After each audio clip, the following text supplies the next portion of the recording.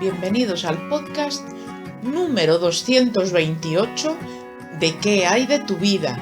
El programa de Radio Cincuentopía. ¿Qué hay de tu vida? Una cita semanal con los temas que realmente interesan a los cincuentópicos.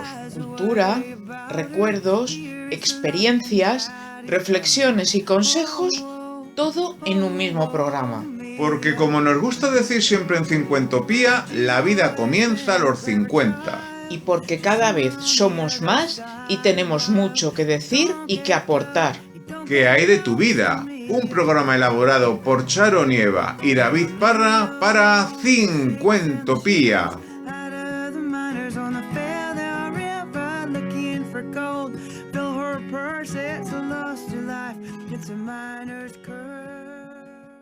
Y vamos con nuestra exposición de arte de la semana, Charo Nieva. Esta vez hemos acudido a Bilbao, David Parra. Es decir, hemos vuelto por nuestros fueros de ir para acá y para allá. Y además de desplazarnos y de disfrutar de Bilbao, hemos acudido al Museo Guggenheim de esta ciudad. Ya casi nos lo sabemos de memoria. Tantas veces hemos venido al Guggenheim, ¿verdad? En esta vez en dicho museo hemos visto una muestra dedicada al artista Paul Pfeiffer. La exposición abrió sus puertas el pasado 30 de noviembre de 2024 y va a permanecer abierta hasta el próximo 16 de marzo. Bajo el título Paul Pfeiffer, prólogo a la historia del nacimiento de la libertad, constituye la presentación más amplia del trabajo de este artista en España. Se presentan una treintena de obras que abarcan el conjunto de su prominente carrera y reafirman su posición como uno de los creadores más influyentes del momento. La muestra traza su evolución a través de piezas icónicas que se basan en la intensidad de las narrativas de los deportes y la religión y se exhiben junto a otras obras recientes que abordan el legado del colonialismo y los aspectos identitarios que conlleva. La práctica artística de Paul Pfeiffer se caracteriza por su análisis en profundidad de la naturaleza del espectáculo, la identidad y los intrincados mecanismos empleados para la construcción de imágenes en la cultura contemporánea. Su obra abarca una notable diversidad de medios, incluyendo el vídeo, la fotografía, la escultura y la instalación, lo que le permite explorar las diferentes y complejas formas en que las imágenes definen nuestra percepción y experiencia.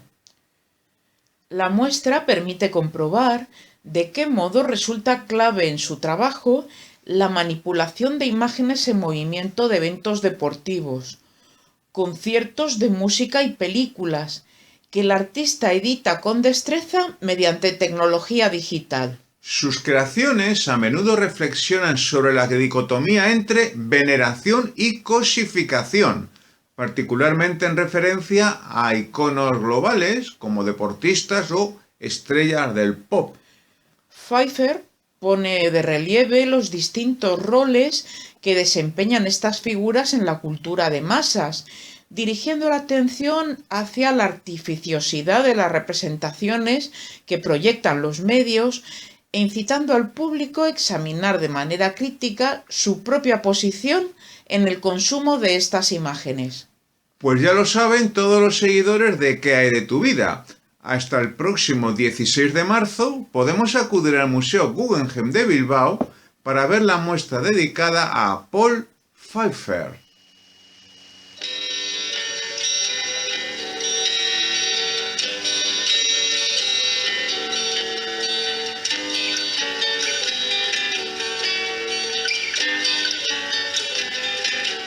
Mi querida España, esta España mía, esta España nuestra.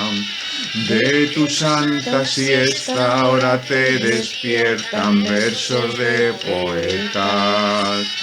¿Dónde están tus ojos? ¿Dónde están tus manos? ¿Dónde tu cabeza? Mi querida España, esta España mía, esta España nuestra. Ay, ay, ay. Mi querida España, esta España mía, esta España nuestra. Bueno, hoy ha sido un cancioncidio de nivel moderado. De nivel. Hombre, yo creo que a nuestro favor ha jugado que la letra es en español y que el tema pues nos resulta francamente muy familiar. Por si hubiera alguien que no se hubiera percatado, se trata de Mi querida España de Cecilia. Hombre, yo pienso que esta vez todo el mundo ha reconocido lo que acabamos de comentar, aunque bueno, de vez en cuando te encuentras con gente malintencionada. Pero vamos, es que está bien decirlo por si acaso, sí, sí. La canción se lanzó al mercado en 1975 y formaba parte del álbum Un ramito de violetas. La letra incluye una evidente crítica a la situación sociopolítica que se vivía en aquellos años en España, ya en los últimos momentos del franquismo. El tema sufrió la censura de las autoridades de la época, donde se aludía a esta España mía, esta España nuestra. En realidad figuraba la expresión esta España viva, esta España muerta. Claro, ahí ya la connotación no era exactamente la misma, ¿verdad? No. Aludir a la canción, pues es referirnos a Cecilia, una figura a la que ya hemos aludido en más de una ocasión en este podcast. Evangelina Sobredo, su verdadero nombre, vino al mundo en 1948 en el seno de una familia que puso los medios para que recibiera una formación cosmopolita. Falleció en un trágico accidente automovilístico en 1976, cuando aún no había cumplido los 28 años y se encontraba en el cenit de su popularidad. Durante su corta trayectoria como cantautora nos deleitó con canciones como Dama, Nada de nada, Un ramito de violetas, Decir adiós, Sevilla, Don Roque y muchísimas más. ¿Qué opinión te merecía a ti, Cecilia, Charo? Pues he de decirte que en esta época de plenitud del artista, pues yo era muy jovencita y que le he dado mucho más valor al artista conforme he ido madurando y he tenido más conciencia de lo que significaban sus canciones.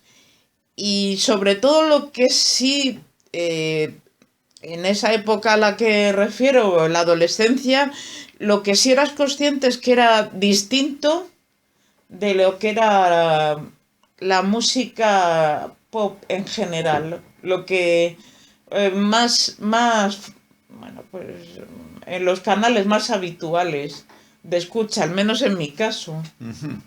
Ya, ¿Y en la tuya? Hombre, yo como soy mayor que tú, pues ahí llevo una ventaja en la experiencia, en la vida, ¿verdad?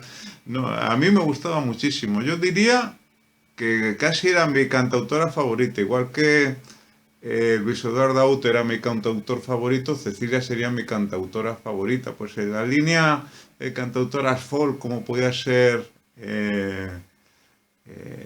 se me ha olvidado, Joan Baez, pues en esa línea.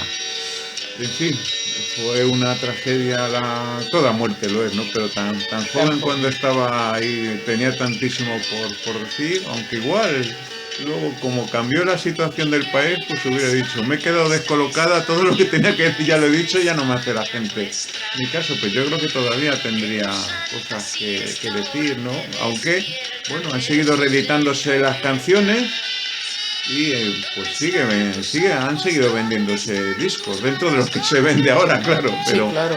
pero Sí. en fin. Cecilia, mi querida España, siempre en nuestro recuerdo.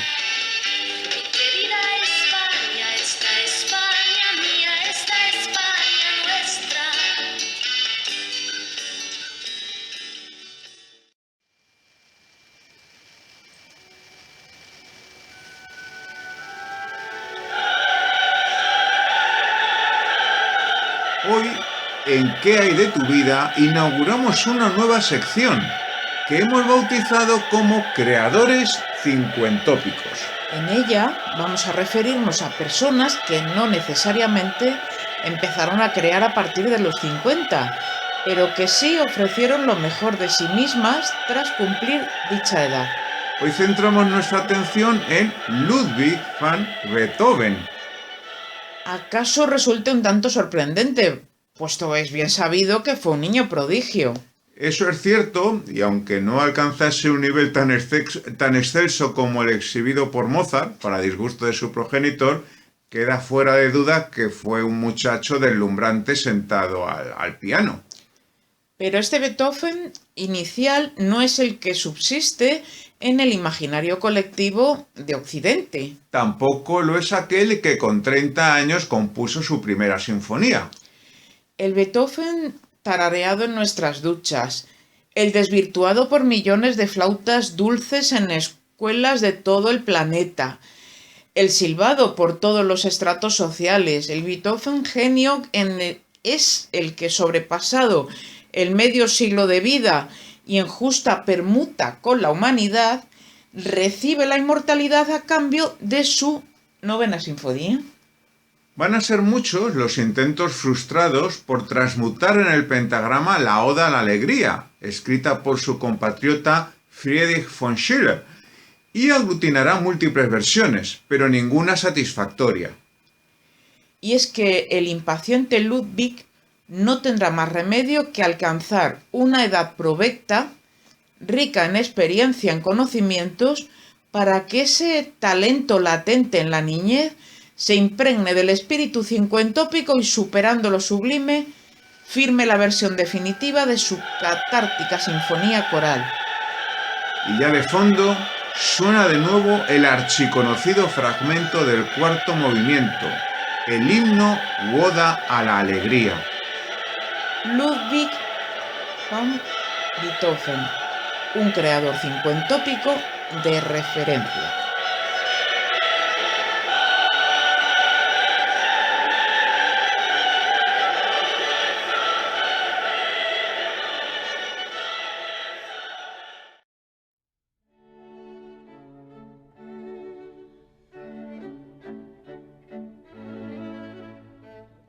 El claustro elegido.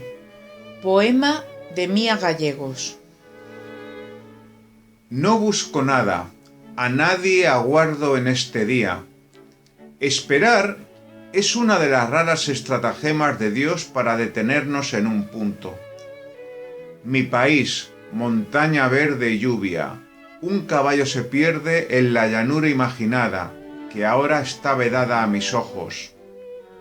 Busco la intensa reflexión, la de los libros amigos, la luz interna que preciso para vivir, el candil de oro, el Eclesiastés y la paciencia de Job.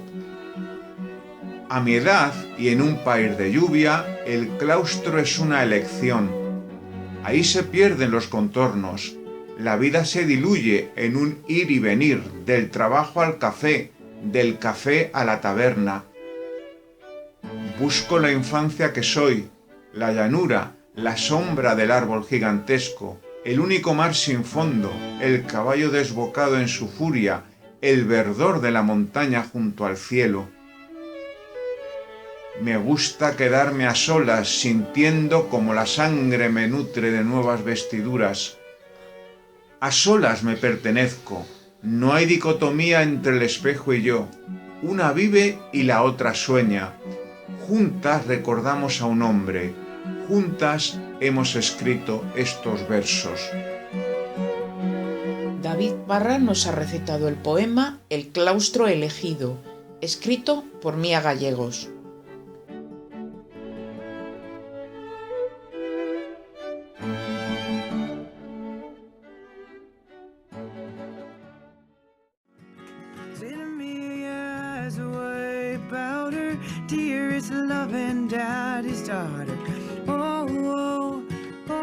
Hasta aquí ha llegado el podcast número 228 de ¿Qué hay de tu vida?, el programa de Radio Cincuentopía. Una cita semanal con los temas que realmente interesan a los cincuentópicos. Cultura, recuerdos, experiencias, reflexiones y consejos, todo en un mismo programa. ¿Qué hay de tu vida? El programa para todos los que ya hemos cumplido los 50 años y pensamos que lo mejor está todavía por llegar. Nos despedimos hasta el próximo jueves. ¿Qué hay de tu vida? Un programa elaborado por Charo Nieva y David Parra para Cincuentopía. Didn't stay that long. She was still a girl when she left town. But my, what a sight.